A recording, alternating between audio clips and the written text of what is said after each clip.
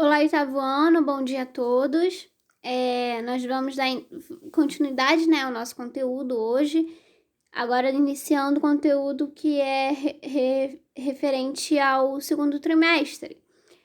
A gente vai introduzir o capítulo 4 de vocês do livro, né, é intitulado A Palavra, Tradução Simples da Arte. Então, a gente começa aqui, eu comecei fazendo uma relação entre palavra, ideia e visualidade. Visualidade, né, porque vem dessa questão visual da arte mesmo. Então, o primeiro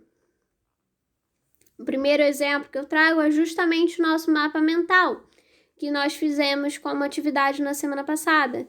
Então, o mapa mental, né, eu coloquei essa definição aqui para vocês, é um método gráfico de registro de informações que favorecem significativamente os processos de organização, hierarquização, memorização, síntese e criação de conhecimentos.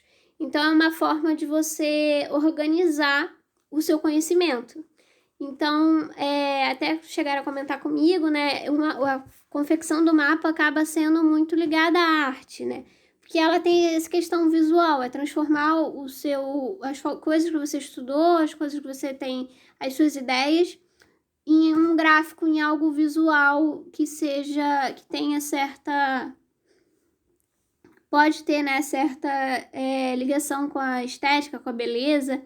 Então, ela acaba sendo, mas principalmente essa questão do visual, né, de transformar esse texto, né, esse conhecimento que geralmente é escrito em forma de texto, num formato de gráfico, né, de uma forma de um mapa, que é uma organização visual aí que é fora do que é convencional, do texto, né, convencional. Então, ele traz esse trio, né, de coisas que eu comentei aqui no título, né, que são a palavra, a ideia e a visualidade. A ideia no sentido de conhecimento, né. Outro exemplo é a nuvem de palavras. Já a nuvem de palavras tem essa definição dela aqui, ó, que é uma nuvem de tags, nuvem de palavras ou nuvem de etiquetas. É uma lista hierarquizada visualmente, uma forma de apresentar os itens dos conteúdos de um website. Então, aqui já é mais voltada para um site, né, para algum link, né, da internet, algo assim, que é para mostrar quais são os principais assuntos desse site, das publicações que esse site faz. Então, ele vai pegar aqui as palavras que estão maiores, são as palavras que são mais utilizadas ali dentro desse site, são as que aparecem mais, né, as que estão mais em alta. Então, aqui nós temos principalmente ali o principal seria a linguagem, por exemplo. Mas isso também é algo que você pode... esse aqui é formado de forma digital, né, por um algoritmo, ele vai calcular lá quantas vezes aparece a palavra linguagem no site e vai ver que é a que mais aparece, então ele vai colocar ela aí maior. Mas também é algo que pode ser feito manualmente, de como que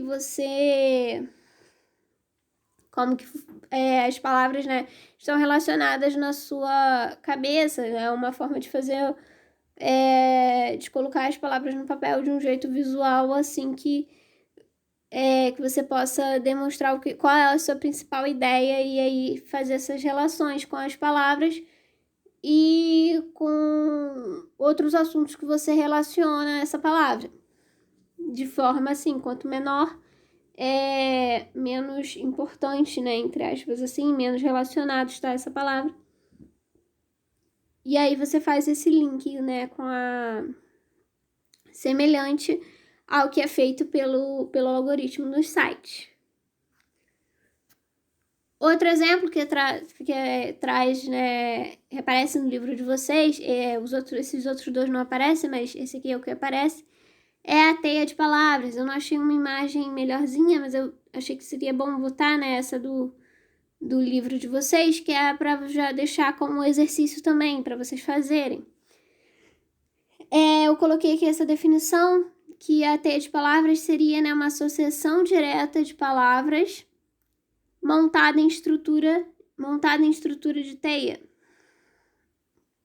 Então, a gente tem essa questão, essa estrutura aqui, né, como a gente chama, né, estrutura de teia, porque ele remete, né, à teia da aranha. Você coloca, é muito semelhante ao nosso mapa mental. Você coloca, só que em vez de serem tópicos, né, e de poder ser texto ou frases, são só palavras mesmo. Você coloca uma palavra aqui no centro, no caso eles botaram palavra, porque é o tema principal do nosso capítulo, e você vai linkar tudo que você remete, outras palavras que te remetem, que você lembra, né, quando lê essa palavra em questão. Então, por exemplo, se tivesse escrito ali no centro futebol, aí você ia ligar bola, gol, Copa do Mundo. Aliás, Copa do Mundo já é uma expressão, mas tudo bem.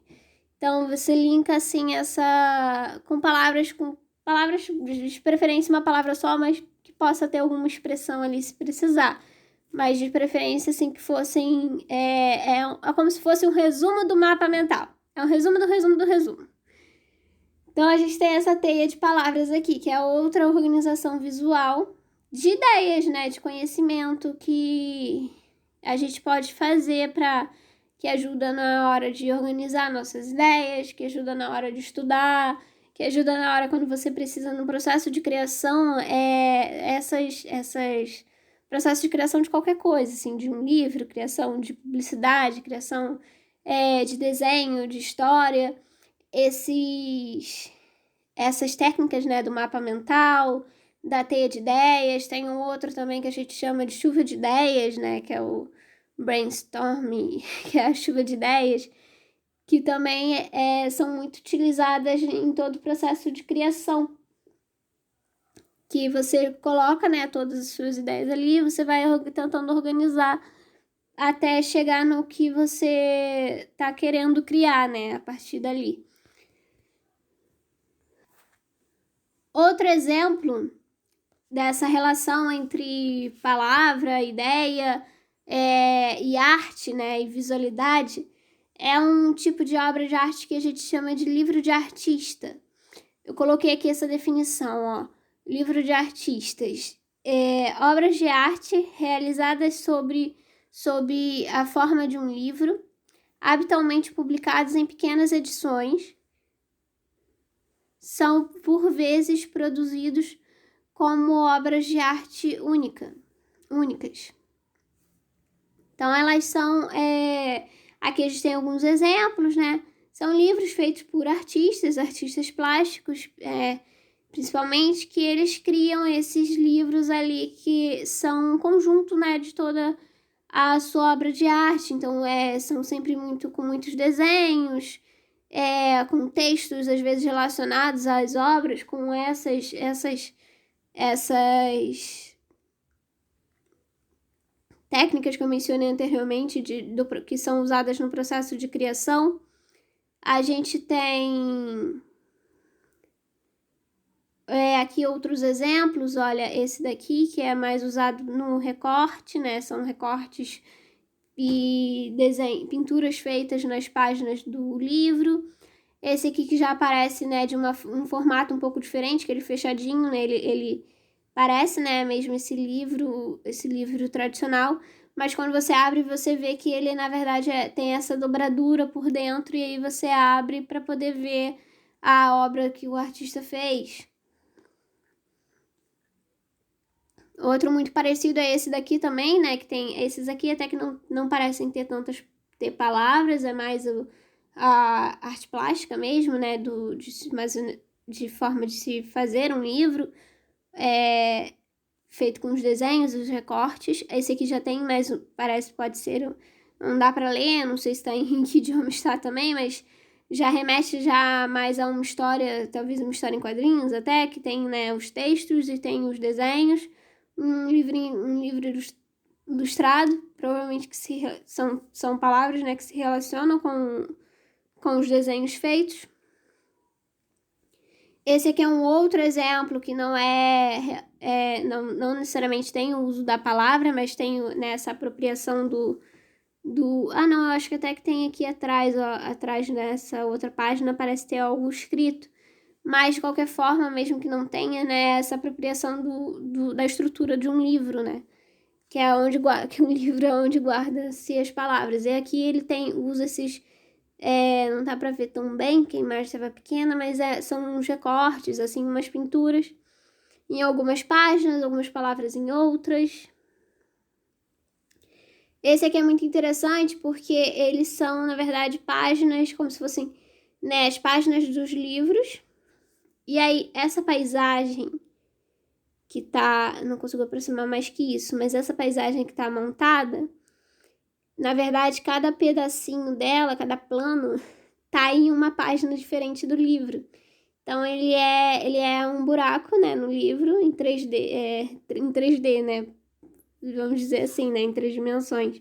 Ele tem esse recorte feito retangular no livro, na primeira página, e aí em cada página tem um pedacinho do cenário. Então, na segunda página tem as árvores, na outra página, na de trás, são as casinhas, na de trás são os prédios, na de trás tem outros prédios, na de trás tem montanhas. Então, aí, essa foi a forma que o artista, ou a artista, porque eu não sei de quem é esse, se utilizou dessa técnica do livro de artista, né? De você utilizar algo que contém as palavras e fazer algo visual diferente com ele. Um artista que se utilizava muito dessa técnica do livro de artista, mas aí de uma forma mais ligada ao diário mesmo, era o Leonardo da Vinci. Esses aqui são os cadernos do Leonardo da Vinci. Ele tinha muitos cadernos. Isso porque ele era, assim, uma pessoa muito inventiva. Então, ele se metia com de criar invenções, estudos de anatomia também, que ele usava para melhorar os seus desenhos. Então, aqui tem alguns exemplos, olha. E tudo sempre muito cheio de anotações, tá vendo? Eram desenhos de ossos e de músculos, que era a forma como ele encontrava de estudar na época a anatomia humana para poder fazer os seus desenhos cada vez mais realistas. Aqui também tinha alguns rascunhos de algumas obras famosas dele também, alguns autorretratos. Tinha alguns rascunhos de invenções dele. Ele inventou várias coisas. Ele tentou inventar uma máquina voadora, por exemplo. Então, ele era uma pessoa, assim, muito criativa e muito agitada. Então, ele precisava produzir o tempo inteiro. Ele tinha vários desses cadernos.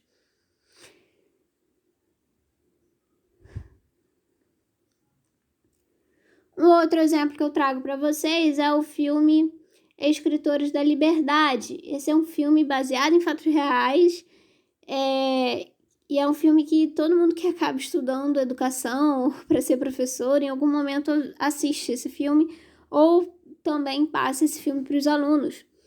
Ele conta a história de uma professora que vai dar aula num colégio público lá dos Estados Unidos. E aí ela encontra ali formas de se aproximar desses alunos e de fazer eles se interessarem, né, pela matéria dela. Ela dá aula de inglês, se eu não me engano, redação. E aí ela cria essa forma de desenvolver a escrita. A escrita desses alunos, ela dá um caderninho desses para cada um, que é para servir como diário. E aí cada um precisa começar a escrever e deixar no armário. Os diários são anônimos, é claro que depois com o tempo ela começa a reconhecer os alunos nos diários, mas ela se propõe a guardar segredo sobre o que eles escrevem, mas é uma forma dela ajudar a melhorar a escrita. E aí, para eles escreverem, incentivar eles a escreverem sobre coisas que eles se interessam, sobre as coisas do dia a dia deles, coisas que eles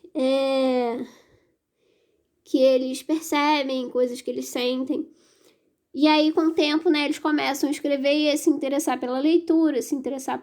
Eu lembro que tem uma parte do filme que ela passa para eles, falando sobre diário, ela passa para eles lerem o Diário de Anne Frank, eu acho que vocês já devem ter ouvido falar, que foi uma menininha, né, que viveu durante a guerra, estava durante ela era de família judia durante o nazismo, e foi encontrado, né, o diário dela contando sobre como que era a vida dela durante, tendo que se esconder em casa, trancada, sem poder sair durante o período do nazismo. Então aqui é um outro exemplo, né, da relação entre a escrita, né, a palavra e as ideias, e também a arte, né, um filme que foi feito baseado nessa história, e eles criam, né, muita coisa a partir disso. Eu vou encerrar por aqui, vou deixar então para vocês só aquela atividade da teia de palavras. Então, né, essa atividade está lá no livro de vocês, para vocês fazerem.